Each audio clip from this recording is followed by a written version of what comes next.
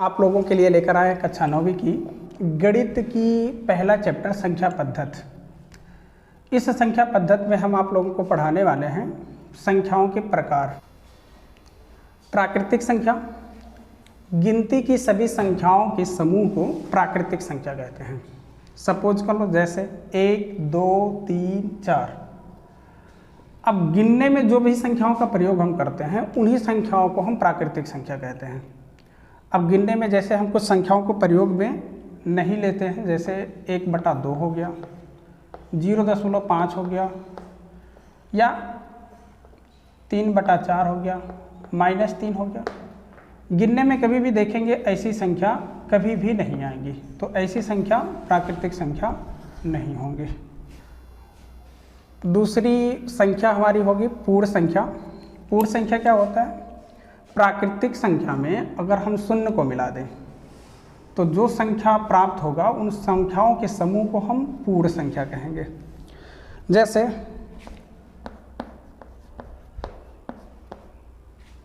प्राकृतिक संख्या 1, 2, 3, 4 यानी गिनती की संख्या गिनने में हम 1 से शुरू करते हैं, लेकिन अगर इसी संख्या को हम 0 से शुरू कर दें यानी 0 इसमें मिला दें प्राकृतिक संख्या में, तो अब जो नई संख्या का समूह मिला है ये संख्या का समूह पूर्ण संख्या कहलाएगी।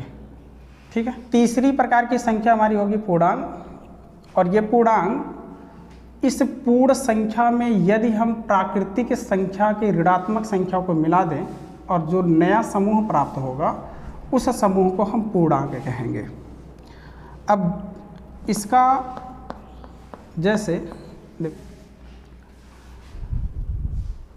इधर ऋणात्मक संख्या हम गिनते हुए आ रहे हैं, -3, -2, -1, 0, 1, 2, 3 और आगे गिनते हुए चले जाएं। यहाँ से लेकर के यहाँ तक की संख्या है पूर्ण संख्या, और इस पूर्ण संख्या में हमने इस प्राकृतिक संख्या के ऋणात्मक संख्या को मिला दिया है। अब ये जो नया समूह बना है इस समूह को हम कहेंगे पूर्णांक कहेंगे। अगला संख्या हमारा है परमेय संख्या। परमेय संख्या, इसका डिफिनीशन आप देख सकते हैं ब्लैक बोर्ड पर। वह संख्या जिसे P/Q के रूप में व्यक्त किया जा सके परमेय संख्या कहलाता है, जहाँ P और Q पूर्णांक होंगे और Q ≠ 0। इसको हम दूसरे शब्दों में अगर कहें कि ऐसी संख्या जिसका अंश और हर दोनों ही पूर्णांक हो और हर में 0 ना हो, तो वह संख्या परमेय संख्या कहलाता है। जैसे ऋण 3 भी पूर्णांक संख्या है, 4 भी पूर्णांक संख्या है, तो इस संख्या को हम परमेय संख्या कहेंगे। 6/5, 6 भी पूर्णांक है, 5 भी पूर्णांक है, तो ये भी संख्या परमेय संख्या होगा। 1/1 लिख सकते हैं, /1 कर सकते हैं, ये भी परमेय संख्या। -3/1 ये भी पूर्णांक, ये भी पूर्णांक, इसलिए पूरी संख्या पूर्णांक। 0/1 0 भी पूर्णांक और ये भी पूर्णांक, इसलिए ये पूरा का पूरा संख्या क्या होगा? पूर्णांक संख्या कहलाएगी। अभी तक हमने प्राकृतिक संख्या, पूर्ण संख्या, पूर्णांक और परमेय संख्या के बारे में पढ़ लिया। अब हमारा नया टॉपिक होगा दो परमेय संख्याओं के बीच की संख्या। अब हम पढ़ने वाले हैं दो परमेय संख्याओं के बीच की संख्या। तो कोई भी दो परमेय संख्या हो, प्रत्येक दो संख्या बीच में या किसी भी दो परमेय संख्या के बीच में अनंत परमेय संख्या होती हैं। सपोज कर लें, अगर हम कोई भी संख्या ले लें 3/4 और यहाँ ले लें 5/4, तो इन दो संख्याओं के बीच में अनंत परमेय संख्याएं आएंगी। इस अनंत परमेय संख्याओं के बीच के लिए हम कुछ परिमित संख्याओं के बारे में सीखेंगे कि इनके बीच कुछ परिमित संख्याएं कैसे निकाली जाएं। अब हम इसमें दो परमेय संख्याओं के बीच में कुछ संख्याओं को निकालेंगे। तो दो परमेय संख्याओं के बीच की हम कुछ परमेय संख्या ज्ञात करेंगे। उसके लिए हमने कुछ क्वेश्चन लिया है, जैसे 5/4 व 6/4 के बीच की 5 परमेय संख्या निकालेंगे हम। इन दोनों संख्याओं के बीच में अनंत परमेय संख्या होगी। हमें ज्ञात कितना करना है, 5/4 और 6/4 के बीच की 5 परमेय संख्या ज्ञात करना है। इन दो संख्याओं के बीच की 5 परमेय संख्या ज्ञात करनी है, तो उसके लिए हमें करना क्या होगा, जितनी संख्या पूछी जा रही है उस संख्या में एक जोड़ दे। तो ये संख्या बन जाएगा कितना, 6। इस 6 से इन दोनों संख्या के अंश और हर में गुणा कर देंगे। 5 × 6/4 × 6 व 6 × 6 4 × 6 संख्या, ये जो संख्या प्राप्त होगी 5 × 6 = 30, 6 × 4 = 24 व 6 × 6 = 36, 6 × 4 = 24। ये जो संख्या 30/24 और 36/24 है, 30/24 5/4 परमेय संख्या का समतुल्य परमेय संख्या है। समतुल्य का मतलब हो जाएगा, इसका हम अगर सरलतम रूप निकालेंगे तो यही संख्या प्राप्त होगी। सपोज करके देख लें, जैसे 30/24, 30/24 को अगर हम सरलतम रूप में लिखें तो 6×5 = 30 और 6 × 4 = 24, फिर से यह संख्या 5/4 हो जाएगी। यानी ये संख्या इसी संख्या के बराबर है। हमें इन दोनों संख्याओं के बीच में 5 संख्या ज्ञात करना है, तो इसलिए हमने इस संख्या में एक जोड़ करके 6 प्राप्त करके इस संख्या में अंश और हर में गुणा कर दिया।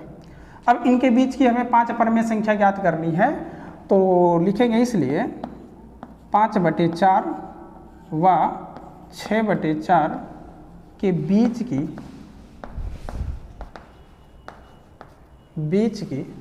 5 परिमेय संख्या।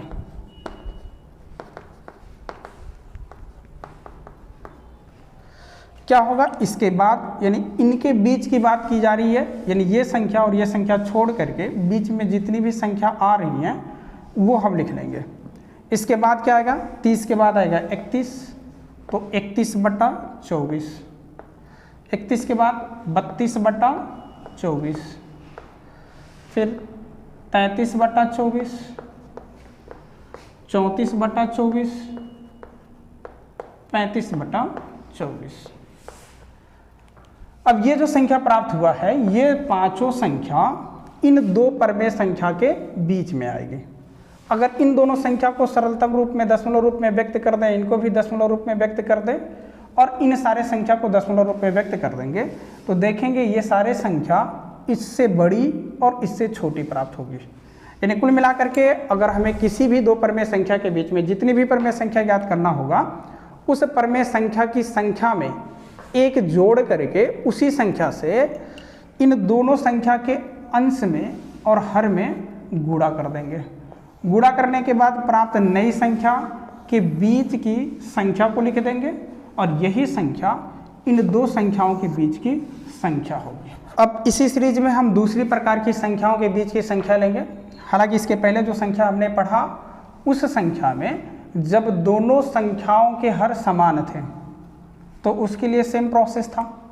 अब हम दूसरी प्रकार की संख्या ले लेंगे जिनके हर समान नहीं होंगे, जैसे 5/3 व 7/2। अब इस संख्या के बीच में अगर हम 6 परमेय संख्या के बारे में पूछ ले हमसे कि इनके बीच 6 परमेय संख्या ज्ञात करना, तो सबसे पहला काम क्या करना होगा, इन दोनों संख्या के हर को समान करना होगा। और दोनों संख्या के हर को समान करने के लिए पिछली कक्षाओं में पढ़ा होगा, नहीं पढ़े होंगे तो फिर से देख लें कि इन दोनों संख्याओं को हर समान करने के लिए दोनों संख्या का हर का लासा ले लें। तो 3 और 2 का लासा ले लेंगे, 6 होगा। 3 से इसे 6 में भाग करेंगे, जो भागफल आएगा उस भागफल का 5 में गुणा करेंगे, यानी 3 से 6 में भाग करेंगे, 3 से 6 में भाग करेंगे, 3 दूना 6।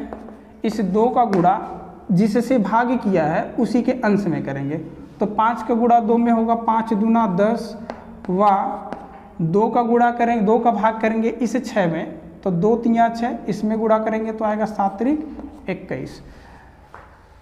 अब इनके बीच की हमें 6 परमेय संख्या ज्ञात करना। हालांकि संख्या वही है, इस संख्या का सरलतम रूप हो जाएगा, इसको अलग अलग करके लिख लें, 21/6। सामान्यतः इन दो संख्याओं के बीच में वैसे ही संख्या 10 संख्या दिख रही है, तो हमें ज्ञात करना है 6। तो अभी इसके पहले वाले प्रोसेस में जैसे हमने कहा था कि 6 संख्या तो उसमें एक जोड़ेंगे और उस संख्या से इसके अंश और हर में गुणा कर देंगे। हालांकि इसमें हमें ये वाला प्रोसेस नहीं करने पड़े, क्यों? क्योंकि इनके बीच में हमें संख्या ऑलरेडी दिख रही है। तो इनके बीच की अगर हमें 6 पर में संख्या लिखना है तो ये हो जाएगा 11/6, 12/6, 13/6 और 14/6, 15/6, कितना हो गया? 1 2 3 4 5, 16/6। पहले वाले क्वेश्चन की तरह हो गया जब दोनों का हर समान हो गया। इनके बीच में यदि 6 संख्या नहीं मिल पाती तो उसके लिए हम 6 में एक जोड़ करके इसके अंश और हर में गुणा करते, फिर से वही प्रोसेस करते हैं, उसके बाद वो संख्या हम ज्ञात कर लेते हैं।